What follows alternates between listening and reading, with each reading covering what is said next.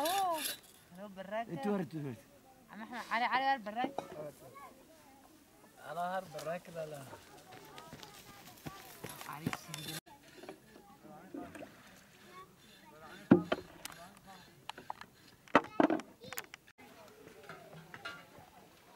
Kapank weg.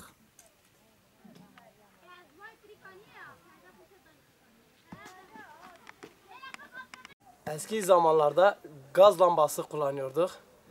Mum yakıyorduk. Şimdiki devir değişti. Yeni başlangıç için güneş panelleri çıktı.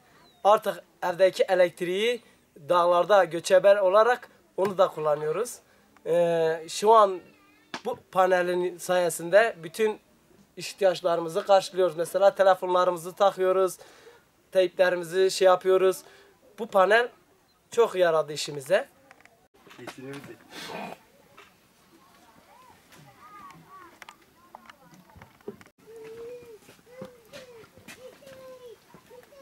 Hamitay.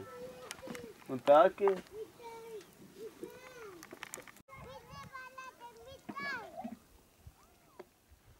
Sefer Karlo gazetesi. Yine.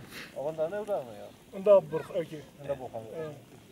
Burada falan cihadı kıyma. Ya ayağımızı avramayacağız. Avramayacak. Avrayı ya avra. Bu ağaç mıdır? Herhalde hele bir git işine git. Allah Allah. Vallahi ben benim normalde diyorsun ya. Başlar abi.